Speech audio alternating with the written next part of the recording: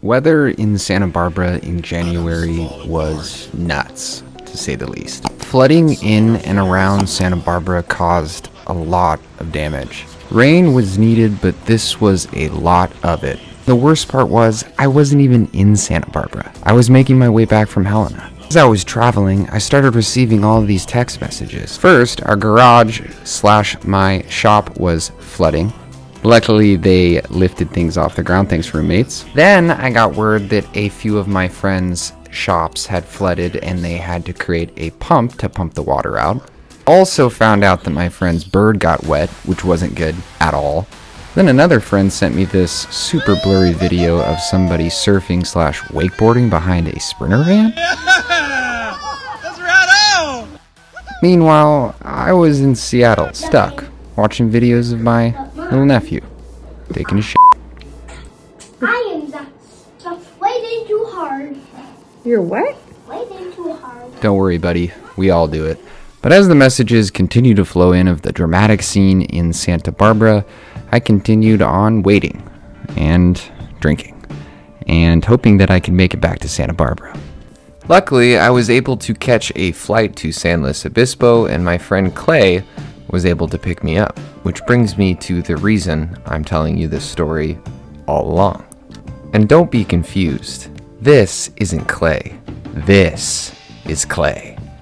Clay is a super cool guy and a really good friend, and he happens to work on a farm that had a large oak tree fall over during the storms, which brings me to the reason of this video today. During all of the madness of the storms, Clay reached out to me with this photo and said, "Hey man, would you like to come over here and chop this wood up?" And I said, "Hey man, absolutely." So I got my chainsaw and got ready to chop some wood. Oh yeah.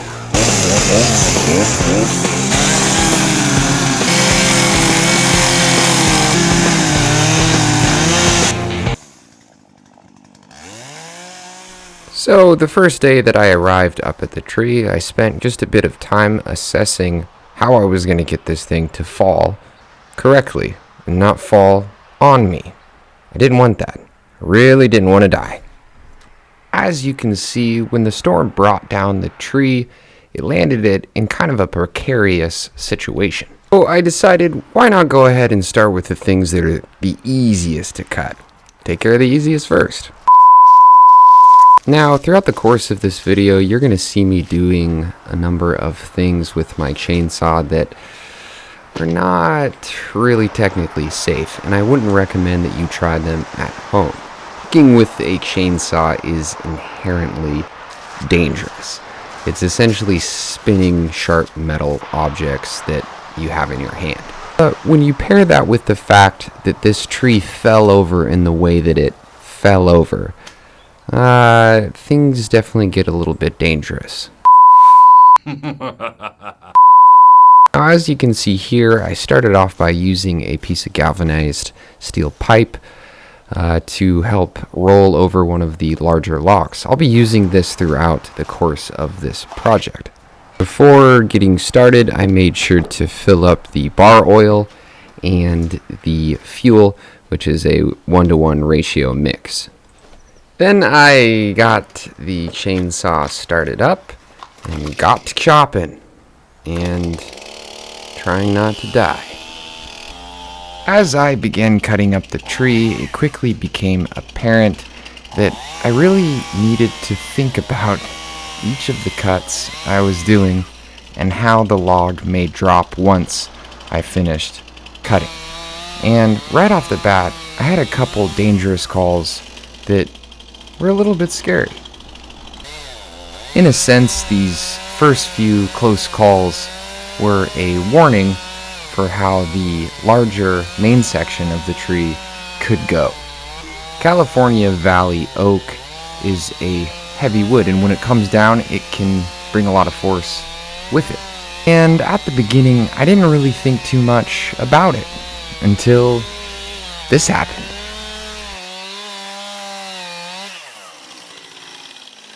Now, you may be thinking to yourself, oh, that wasn't that bad. That's not that dangerous. It was a close call for sure, but you're fine. And you're right, I was fine, and I moved on. But it was a reminder that if that log came down like that, then the big main section of the tree was going to be even more intense. This is only the beginning. Nevertheless, I carried on. I have a Steel MS-271 chainsaw. It's the Farm Boss edition. And I have a 20-inch bar on this thing. And the 20-inch bar has a blade that has quite a number of teeth, sharp teeth, that are spinning very fast. And so when you have a log fall down in a strange way and push your chainsaw in a way that is not desirable, well, it can be a little bit scary. Obviously, the worst case scenario would be that the log fell in a way that would push the chainsaw bar into my stomach or my chest. Ugh. Luckily, that didn't happen, and I felt pretty lucky. Things could have turned out quite a bit different.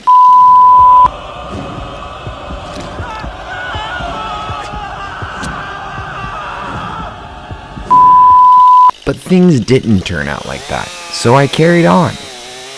I knew that the majority of the wood that I was cutting here at the beginning would turn into firewood, and so that was on my mind, firewood.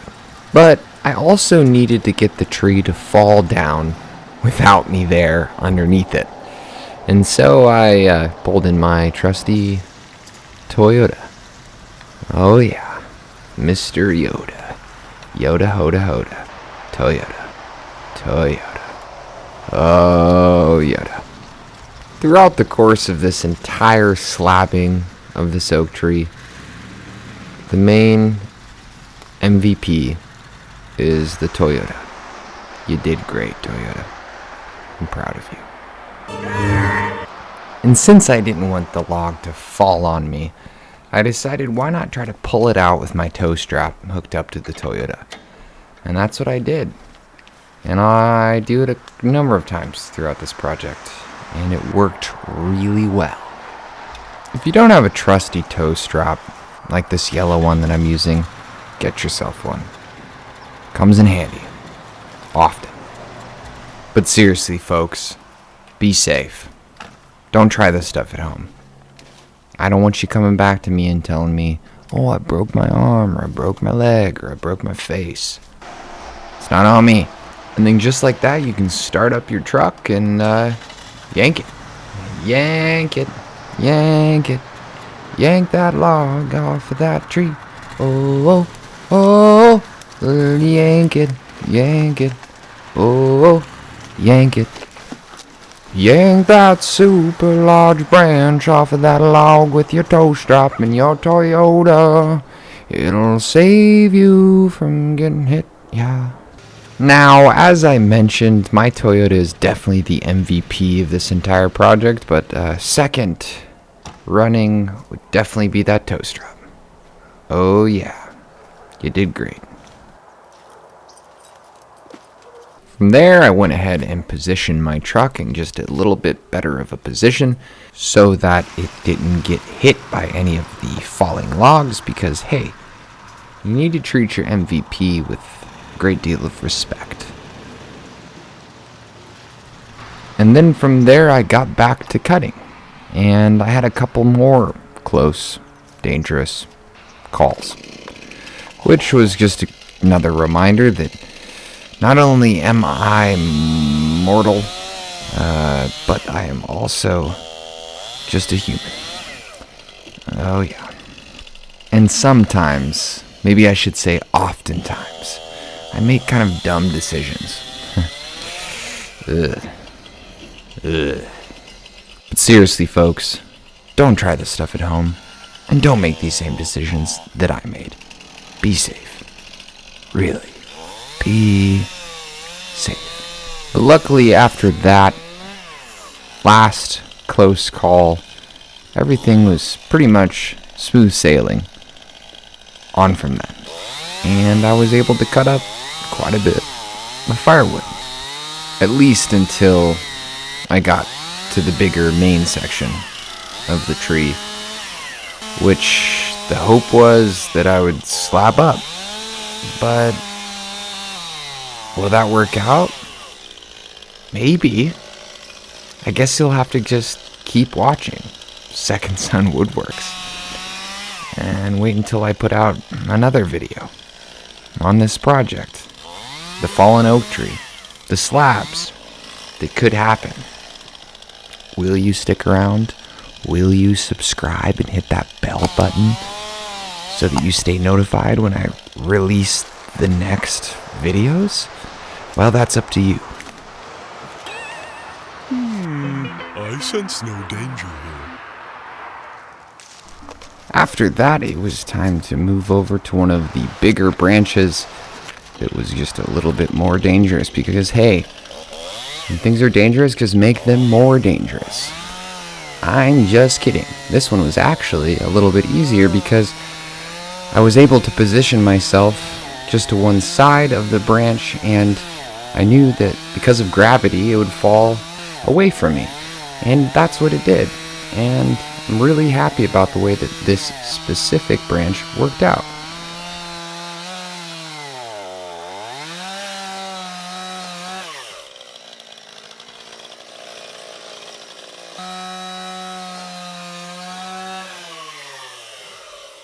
But that's when I first saw the old growth within the tree.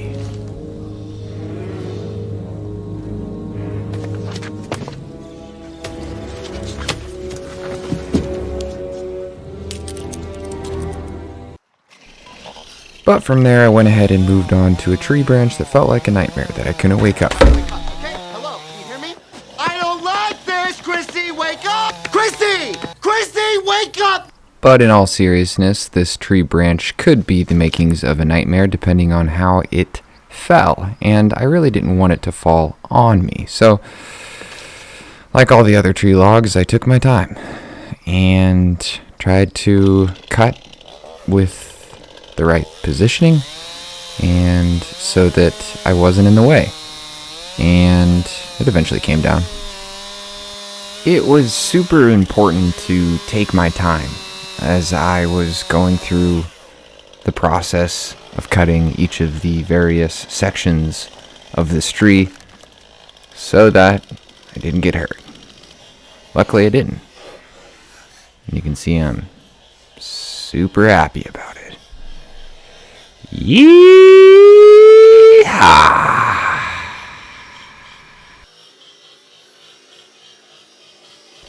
I've got to say that this wood was extremely moist. With all the storms that we had had in Santa Barbara, trees like this were super saturated, and that's part of the reason why the tree came down in the first place.